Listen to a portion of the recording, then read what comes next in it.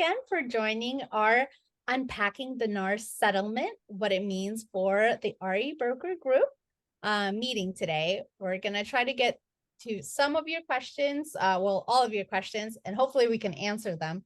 But NAR and CAR still are working out the details as well, and we're following what they will be doing. So on our agenda today, we're going to do a huge disclaimer. We'll go through the overview of the NAR settlement, the changes to the industry, changes to our REeBroker Group, the forms that we suggest for you to review, resources and support, and if you have any questions. And as a reminder, just feel free to put questions in the chat and we'll definitely get to them. We probably will just answer them verbally, but it'll be easier for us to read that way. Okay. So the big disclaimer that I wanted to mention is that the settlement has not been approved. It's still ongoing. CAR will be providing new wording and forms before the changes in the summer. So all the information we are providing today will most likely be updated closer to the summer. Our company will be keeping an eye on changes and how the market fluctuates. So I wanted to show you guys a quick timeline that I got off the NAR website. The NAR settlement agreement was signed in March. In December, they're hoping for the final approval. And in the summer, mid to late July, NAR plans to implement practice changes. So anything that's happening right now stays pretty much the same with the MLS and everything. But in the summer, that's when changes will happen, and we'll keep getting information from CAR and NAR. They have been doing a pretty good job putting out the information for us. So just keep an eye on that. So the changes to the industry. NAR agreed that any realtor-owned MLS would prohibit sellers' agents from using the MLS to make an offer of compensation for agents representing buyers who purchase the seller's property. So basically, we won't be able to see the compensation agreements anymore on the MLS. Everything will have to be written somewhere else. One thing I did see was that NAR and CAR said that you might be able to put it on your own website. So we'll just keep an eye on that. Then the buyer's agents would be required to have a written representation agreement with their buyer clients. It's going to be time to negotiate and talk to our buyers about them. 3 agents working with buyers would be required to have a written representation agreement before showing properties to buyers. This one definitely is a little harder one. We'll talk about how NAR and CAR think about implementing that, but hopefully they'll be giving us more guidance in the future. And then buyer's agents may not be paid more than the amounts specified in a representation agreement. And we'll kind of show you which agreements we're discussing. Anthony, if you could take over on this one.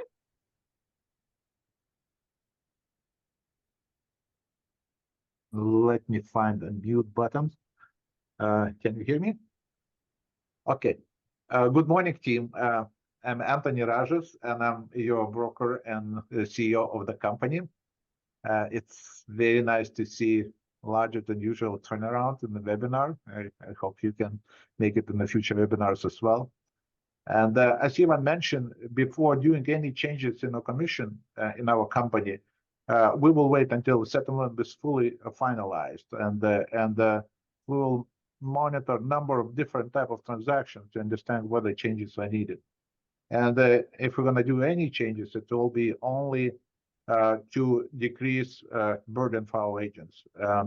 So let me explain what actually it means. So with assumption that settlement goes through, we will consider following changes. If you're representing buyer in a regular transaction, we do not plan any changes. You will pay $500 per million and plus risk management fee. So it's all going to be the same. However, if you agent in dual transaction, we want to And we think it's going to be more of these type of transactions because, you know, buyer just will look for the best deal. They will not want to pay to the agent, and so we expect that number of dual transactions will increase. But we understand that if it's going to happen, probably it's unreasonable to expect that, or maybe it's reasonable, but sometimes you will not be able to charge 2.5% from the buyer. So you will have to do some kind of flat fee or decrease or some kind of deal. So we will look what's happening right now. And the problem with dual transactions, but largest portion of our legal issues is it actually is related to dual transaction and agent-owned property sale transaction. I think it's probably 75% of lawsuits REeBroker gets is from these type of transactions. But to decrease the burden, we'll review minimal commission requirements for which REeBroker assess broker fees. Currently, it's 2.5%. I just want to clarify what minimum commission is. What we call a minimum commission. Agents, you are free to negotiate your commissions with clients per transaction. However, broker fees are currently calculated with assumption that it's at least 2.5%. And since it might not be happening, we will look at that number, probably decrease the number. I'm not sure how many of you seen our fee calculator. You know, maybe you can show, or I can share my screen. I can share my screen.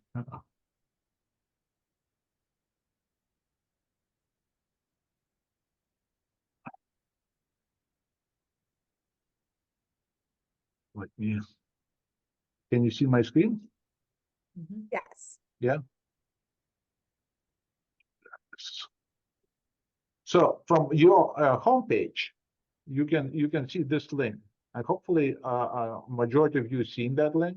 So you click on here, and you can easily load the fee calculator, and you can estimate what the broker fees and what your split will be for any type of transaction. For example, if you sell a representation and the property is $1 million or something like that. And it doesn't matter what, and you calculate, you would see your fees, right? And you would see how much going to broker. So there's different type of transactions you might select based on transaction you do. But anyways, when you do dual transaction, its fees are slightly different. So see it by assumption is 5%. So right now we're assuming that you'll be able to charge 2.5% from seller and 2.5% from buyer. It might not be happening. So we click calculate, fees are much higher. And if you're going to click here, let's say 3%, fees don't change because we're assuming that that's the minimum you're going to charge. We will be reviewing that minimum because it might not be happening. And if you want to see details about the fee schedule, and we didn't change fee schedule for the last 3 or 4 years, so there's nothing new, but I just wanted to remind, you can go to REeBroker Group fee schedule and see how it might impact you. Let me just stop sharing screen. So there will be some, with assumption that settlement go through, there will be some changes in the forms, and I'm going to ask Paige to actually to describe what exact changes might be. So thank you, team. Thank you, Anthony. And thank you, everybody, for participating this morning. So yeah, I'll just go over a few forms that are going to be more significant as these changes are made. The first one is the BRBC form. BRBC stands for Buyer Representation and Broker Compensation Agreement. So I recommend that everybody read through this form in its entirety, just so you know everything that's listed on there. Keep in mind as well, as Yeva said, that there will most likely and definitely be changes made to this form and the other forms that I discussed today. So just keep that in mind when you're reviewing these forms. Generally speaking, in regard to our conversation today, this document goes over compensation with the buyer in section 4. In section 4B2, you'll want to make sure to check the box for exclusive representation.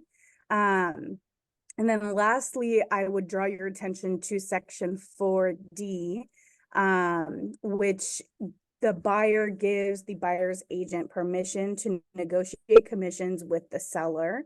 And that amount is credited to the buyer's obligation to pay compensation. So I'll read through those sections again in case anyone's taking notes. So special attention to section 4A, where the compensation is listed. 4B2 is the section where you state that it's exclusive representation.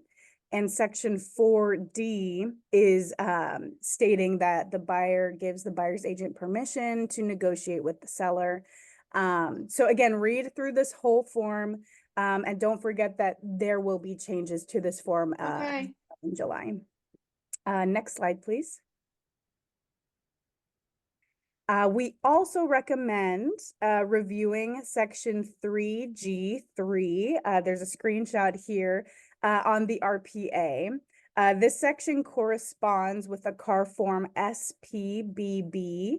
That's B as in boy, so SPBB. And then that form corresponds with the CBC form from CAR.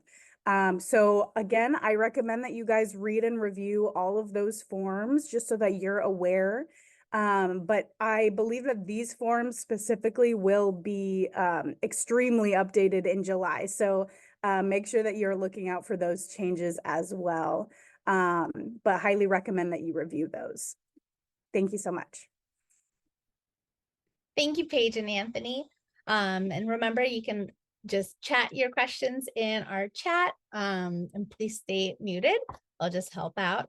So some resources and support that I wanted to mention is that CAR and NAR are your best support at this moment. We are following their guidelines. We're keeping an eye on what they're doing. They're going to be doing the rules and all the form updates.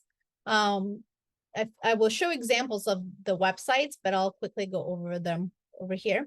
So if you go on car.org, there is a whole buyer's representation agreement tools. If you go on CAR Smart Zone, which is a great resource, they have a lot of different webinars and social media things that you can use. On NAR Facts, they have the whole settlement, all the FAQs, all the videos that they've put out from the president, the CAR legal hotline. So this one is a big one. If you ever call their office with any legal issues, we always recommend you calling the CAR legal hotline. You pay the association dues for this service. The lawyers there are great. They will give you the advice that you need to hear.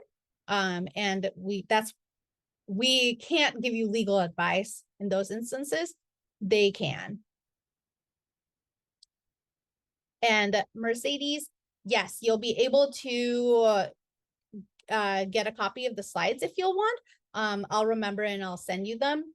And the YouTube video will also have these slides here as well on the screen, but I can send them to you directly. Good. So the first one on car.org here is the buyer representation agreement. It's under the risk management and legal tools. If you put in the search bar buyer's representation agreements, you'll get it. Here's like a little FAQ that they have. I really liked it because they discuss different forms and what they mean and when you would want to use them. So I'll highly suggest that area. The Smart Zone has a whole resource hub, the newsroom, market analysis, member benefits. Like I said, you're paying for your association dues, you're paying for this, so you want to use it. They're really great things for you to use on even your social media. And there's a buyer's agent resource that correcting misconceptions about buyer representation. I know that it's going around, so you'd want to take a look at those. The facts for NAR, here they have different fact sheets, who's covered, which all of you are covered. It's very specific big brokerages that I think had over $2 billion of sales in 2022. It was like a very specific year. Different frequently asked questions and the settlement agreement. I do suggest reading over it, but like I said, with a huge disclaimer that it's not approved yet. So some questions that were answered from the previous town halls that NAR hosted, like how will the buyers brokers get paid now?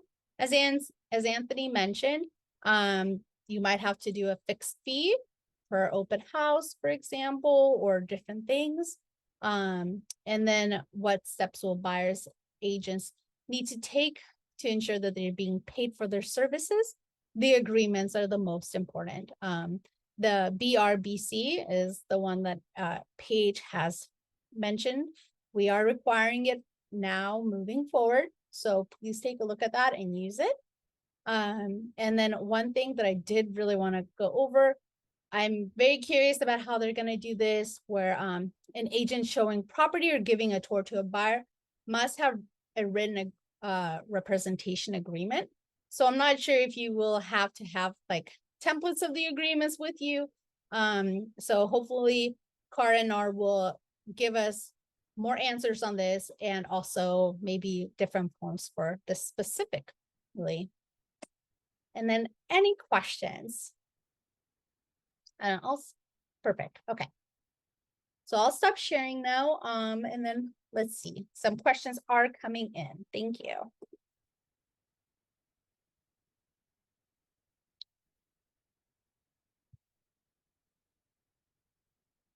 So Jeffrey asked, the percentage we asked in the buyer representation agreement, is that the cap that we can charge as the buyer's agent?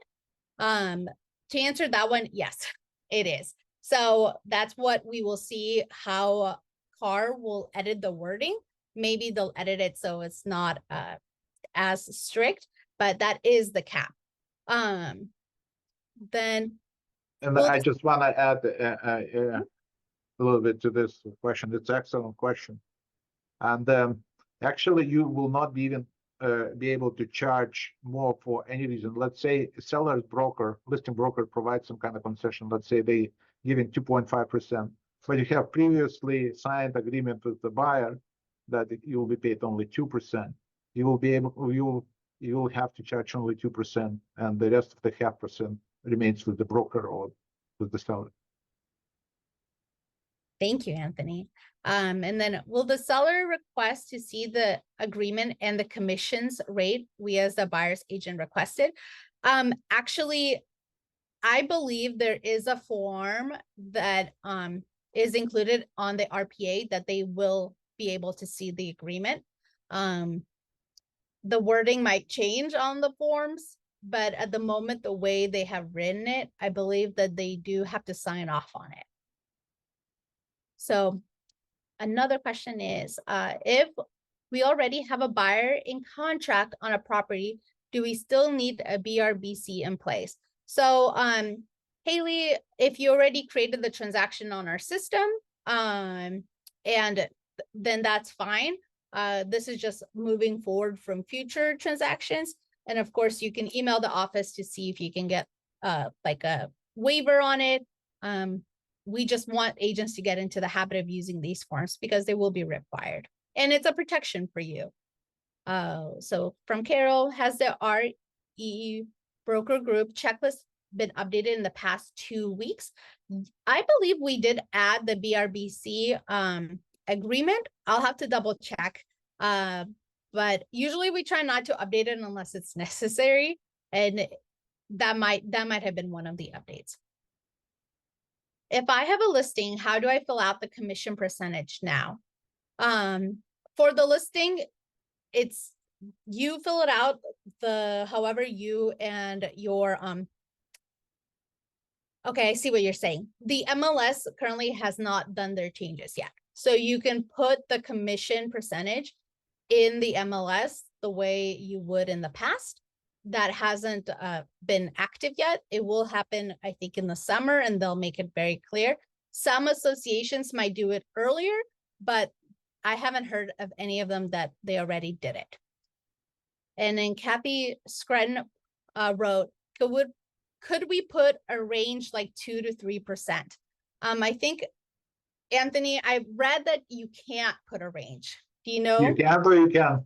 I heard that you cannot put a range. You have to have. Yes, so I agree. And I wouldn't do it for a different reason because it's going to be always some kind of possible for misunderstanding between your client and yourself, how much work you do. I would rather to put fixed percentage and maybe leave open for additional service rendered so you can provide invoice or something like that. But I wouldn't put the range in the compensation right now. And about previous question, so Yeva is right. You pretty much, we do business as we always did until final settlement agreement is announced, with one exception. And that exception is that for new transactions from now on, we will require a buyer representation agreement. That's all. Thank you. So, yeah, Rochelle, you're correct. There hasn't been any changes regarding commissions on the MLS. That will probably happen in June or July, maybe earlier, depending on the MLS. Then Jean asked, if seller wants to give $0 to the buyer agent, how do you suggest we ask them to change their mind? I actually have something from that NAR said about this that I really liked. Your seller is going to have a wider pool of buyers if they offer buyer's agent compensation. So that's kind of a way for your seller to better understand the benefit of offering a buyer's agent commission. So that's one way that you can let them know. But it is up to the seller. So that is something that you can say to let them know that they'd have a wider pool of buyers, but at the end of the day, it is their decision. Thank you, Paige. And one thing that I did want to mention, in California, the sellers already have the right to not pay for the commission to the buyers. It wasn't the paperwork on the RPA written there. It's just that most sellers just paid it, but they did have the right. So, and yeah, if you guys want a copy of the PowerPoint, definitely put your emails into this, into the chat. I'll create a list. And then Carol wrote some questions. So commissions are still negotiable from what I understand. No one can set a buyer's agent commission except what is agreed between the buyer and the seller. If the buyer is paying their side of the commission cost, is that correct? Oh yeah, between the buyer and the buyer's agent. And yes, you are correct, Carol. That's exactly what it is. It's there is still negotiations. Then Kathy Scranton actually sent me an email earlier today. I wanted to highlight that NAR has sent a request to the VA for seeing if they can change their guidelines, because right now the buyers cannot give compensation to the buyer's agent. So they're hoping that will be changed. So I did want to highlight that, and hopefully we'll get a response about it. And then let's see. Okay, I think, okay, so Melissa wrote, I would suggest that the property would not sell as fast if the buyer has to pay for their financing and their agent. Get a buyer representation agreement if the buyer is having to pay. So yeah, thank you, Melissa. Yeah, that's a good suggestion about what to tell the sellers. And in addition, and it's still to be determined.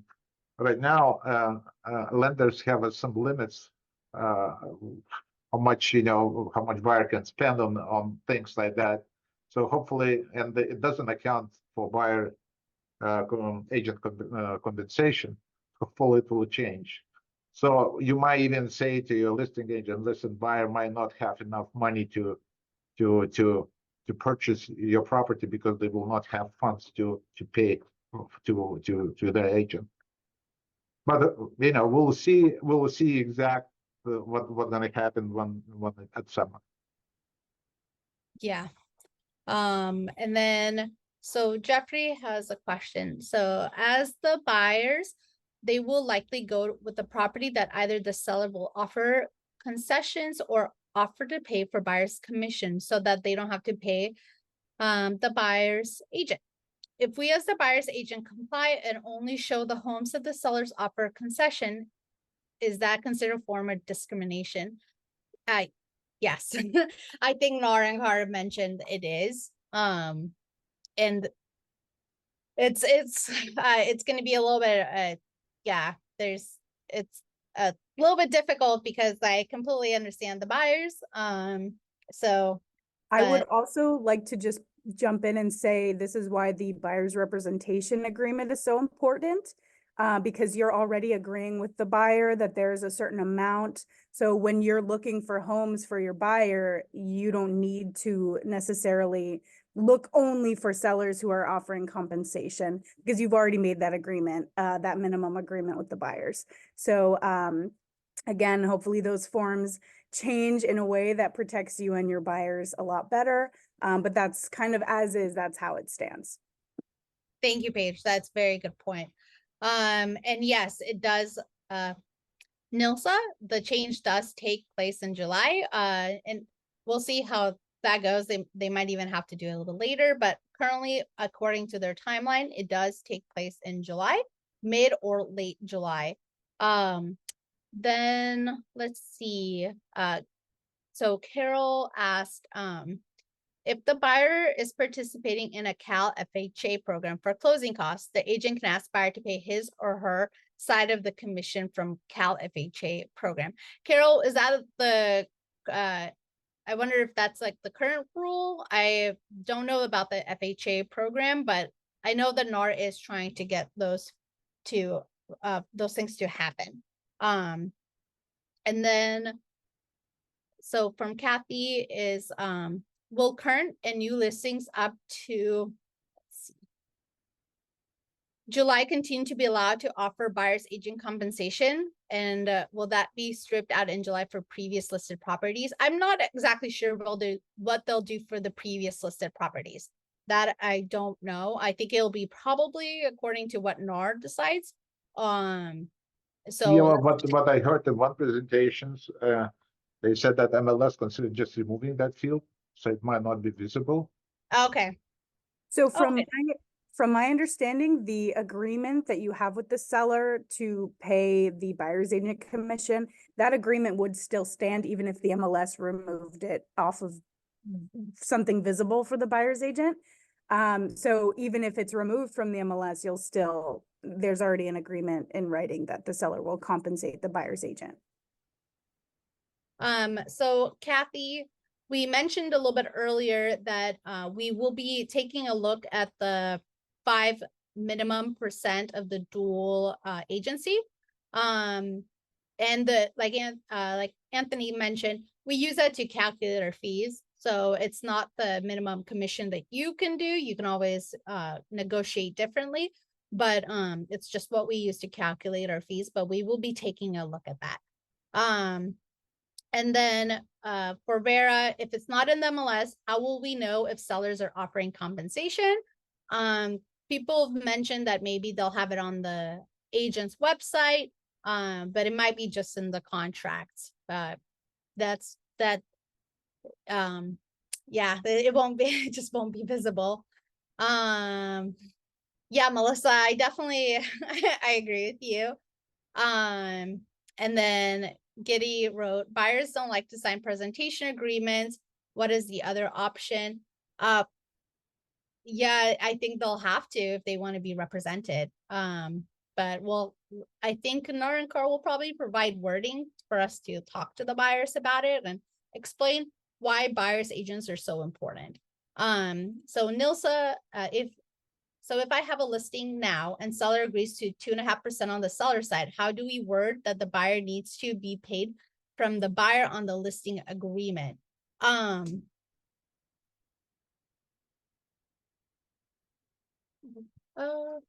Let me reread that question. So is it on MLS right now or not? Oh, buyer's agent. Okay, thank you. Thank you, Nilsa. I was confused. If right now everything is on the MLS, so the BRBC agreement says that it can't be, you won't be able to get paid more than that. So if the seller is already paying the 2.5%, that's what you will be getting. Let's see. Okay, and then Jean said Car Town Hall said buyer's agents will have to call listing agents to determine if there's a buyer's agent compensation. Yeah, I remember actually hearing that. So buyer's agents will be having to do a lot of work. Jeffrey, you should start using it now, moving forward, the BRBC. And then Carol, I agree. So Carol wrote, buyer's commission is part of closing costs. This is why the original MLS listing must be included in the mandatory REeBroker transaction checklist as soon as possible. So if changes occur, you capture what was said on the MLS prior to July's changes. That's a good point. So yeah, if you're a agent, you should just save the MLS agreement, the MLS posting now. But yeah, perhaps it's a good suggestion. Maybe we should make it mandatory. we do. The MLS thing is mandatory on our checklist. Okay. And then yeah, Nilsa, so buyer's agent will do more work for less money. Yes. Hopefully not. Hopefully it'll be fair. But it's a little bit unfortunate. So Maureen wrote, since the BA compensation is not going to be advertised in the MLS, how will buyer's agents know what, if any, compensation seller is offering? I believe somebody wrote that Jean wrote that usually the buyer's agent will be calling the listing agents and finding out.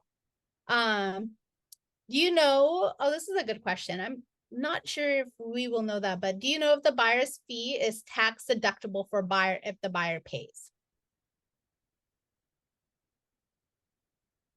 I'm not sure of that question. I would recommend contacting Car Legal. I would call legal. I would ask probably your tax advisor, but just as a guess, I think it would be part of costs related to buying property. So in the future, when they're going to sell, maybe you'd be able to offset that. But that's a guess. You know, I cannot give you legal advice about taxes. Yeah, yeah. So if we have our compensation agreement with buyers at 2.5% and seller only agrees to 2%, can we adjust our compensation to match? Also, if we have a 2.5% agreement with buyer and we negotiate or offer 3%, can we keep the difference? So no, you will not be able to keep the difference. It can't be higher than what your agreement is listed. And you could ask the buyers to pay that 0.5%. So it matches the 2.5% on your agreement. And then Sachi wrote, talking about disclosures, bit confusing if seller agent is not allowed by MLS disclosing about the compensation to buyer's agent, or do I misunderstand something here? You're not misunderstanding. The disclosure will probably be written on the RPA, but it will not be on the MLS. Nilsa wrote, closing costs are normally tax deductible, but not sure about the buyer's agent fee. Yeah, so we'll see. I think they'll probably come out with more wording, but I think the best thing would probably is to call Car Legal. Okay, well, thank you, everyone. I really appreciate these great questions. Obviously, Car and NAR have a lot more work to do. We will be having more webinars about this, of course. MLS, if you have any questions, we are going to be keeping an eye on all the rules and also the market to see if we have to, what we do have to adjust. And then I guess, so let's see, the two final things. So Jeffrey wrote, does the broker recommend that we, as the buyer's agent, start coming up with a tier fee structure for the buyer to choose? What do you think, Anthony?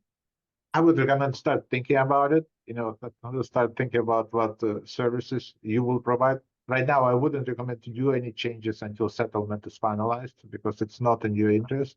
But yeah, I would should be able to articulate what services you provide, and maybe even it's a tier to the price. I don't think anybody prevents you from doing that. So I would start thinking about it.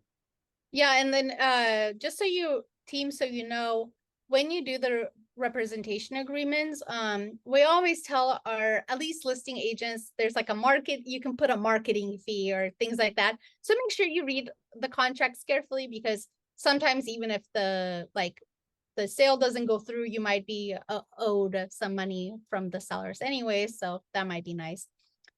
So Carol has a suggestion to agents. Whichever side I represent, seller or buyer, I treat it as like a business transaction. My value statement states that each side can expect, and in business, I would never do service without an individual contract stating our expectations and justifications for commissions. Yeah, I 100% agree with you. Just write it out, what they can expect. I think people prefer to know exactly what they're going to get. BRBC, I don't know if it's renegotiable or amendable, but most contracts are, but I'm not exactly sure. And I believe that NAR will probably change some wording, so we will know more carefully. And then Carol, you brought up a good point that I forgot to mention. There is classes for CAR members to be a buyer's agent also, and she wrote a few other things. That one was for free that you can sign up with. So take a look at some of your emails and your resources, but there was a class that you can do for free. And I know that Anthony is going to just review it too soon. So thank you. Okay, perfect. Thank you everyone for joining today. We'll be sending out the PowerPoint slides and also the video. And if I, for some reason, don't send the slide to you guys, just email the office and I'll be sure to respond. I will be sending it probably within the next hour or so. Thank you. Have a wonderful day.